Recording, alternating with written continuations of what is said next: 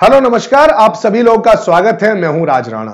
तो आज उत्तर प्रदेश से एक कोई महत्वपूर्ण खबर आई है और उसी खबर को मैं चाहता हूं आप लोगों के साथ साझा करूं, क्योंकि मैंने इससे पहले भी एक वीडियो बनाया था, दुख दर्द के ऊपर बताया था कि किस प्रकार से यूपी में जो भी शिक्षक भर्ती की तैयारी कर रहे हैं उनकी जिंदगी किस कष्ट से गुजर रही है। कई सालों से इंतजार कर रहे हैं और उसके बाद भी कोई एक ऐसा फल या रिजल्ट आता हुआ नहीं दिख रहा है जिससे कि उनके चेहरे पर भी मुस्कुराहट आ जाए।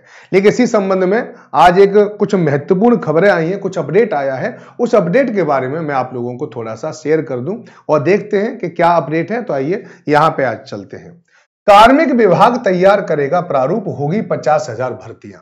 ठीक है, सुनकर और देखकर आंखों को सुकून मिलता है, दिल को भी सुकून मिलता है। मैं चाहता हूं अगर यही जो लिखा हुआ है अगर ऐसा ही हो जाए तो सच बता रहा हूं यूपी में बहुत सारे स्टूडेंट ऐसे हैं जो इंतजार कर रहे हैं, उनका जो पढ़ाई लिखाई, उनकी जो मेहनत है वो कम से कम साकार हो जाए। और सरकार से यही अनुरोध है कि भैया कम से कम जो कर रहे हो उसे थोड़ा सा करवा दीजिए। आपके पास पूरा प्रशासन है, आप चाहें तो करा सकते हैं। और बहुत दिनों से इंतजार हो रहा है, बहुत दिनों से बच्चे तैयारी कर रहे हैं, अब थक गए बच्चे तैयारी करते करते, थोड़ी सी उनके अंदर ऊर्जा भी आए। तो यहां पर क्या खबर है, पहले खबर मैं आपको पूरी बता दूं। शिक्षा सेवा चयन आयोग रिक्त पदों पर अधियाचन मिलते ही जारी करेगा विज्ञापन, ये लिख के आया है।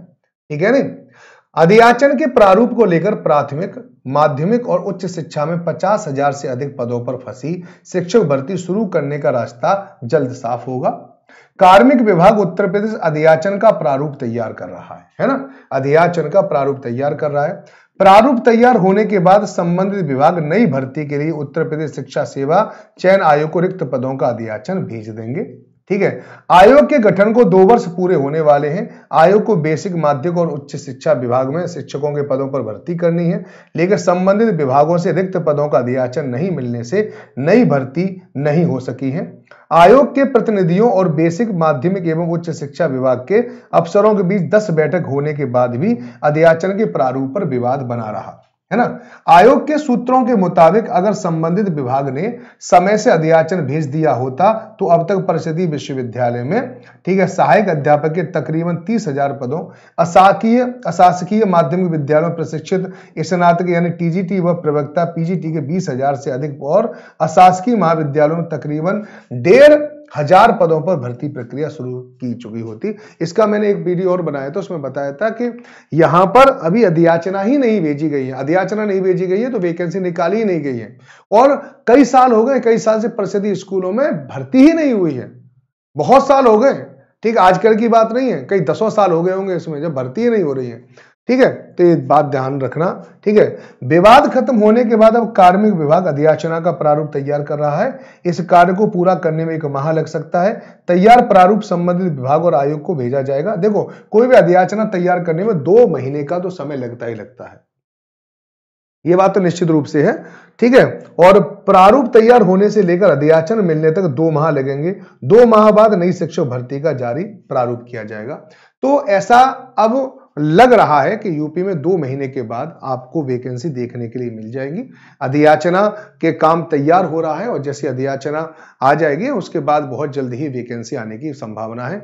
तो बस इतना ध्यान रखो कि हम इसी भरोसे से हैं कि आपकी सरकार शायद इसको अच्छी तरह से काम करा दे, थोड़ा सा प्रेशर भी बनाए पूरे विभाग के ऊपर कि वो कम से कम इस काम को जल्दी से जल्दी कर दे, अधियाचना जल्दी से जल्दी हो जाए तो पता है बहुत जल्दी वैकेंसी निकल जाए। तो जो एक यूपी के जितने भी अभ्यर्थी हैं उनके अंदर एक ऐसा चीज आ गई है कि पता नहीं क्या होगा, एक ठंडापन जो आ गया है ना वो थोड़ा सा समाप्त हो जाए, उनकी जिंदगी में भी थोड़ी गर्मी आ जाए और वो भी दोबारा से उसी चक्र में जिसमें वो पढ़ाई कर रहे थे उसको पढ़ना प्रारंभ कर दें।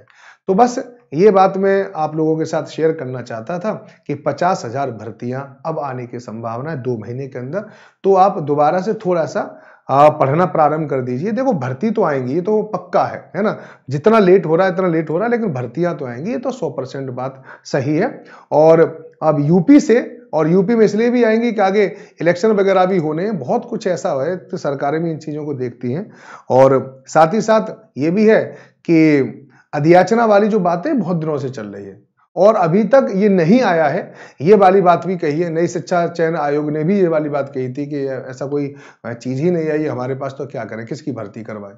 तो उसी में बहुत दिनों से विवाद चल रहा था। अब विवाद लगभग लगभग सुलझ गया है।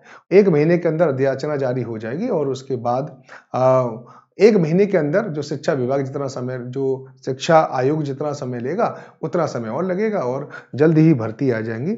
तो इसी ये सोचते हुए कि नहीं ये हो जाएगा इस बार, मैं आप लोगों से विदा लेता हूं। इससे रिलेटेड जितने भी खबरें आएंगी, जैसी यहां पर जो अधियाचना के प्रारूप को लेकर जो भी कोई खबर आएगी, जैसी मिलेगी मैं आप लोगों को बता दूंगा। अधियाचना का प्रारूप अगर तैयार हो गया और अगर भेज दिया तो समझ लीजिए 1 महीने के अंदर ये प्रक्रिया प्रारंभ होगी, तो 1 महीने के अंदर 100% वैकेंसी आ जाएगी।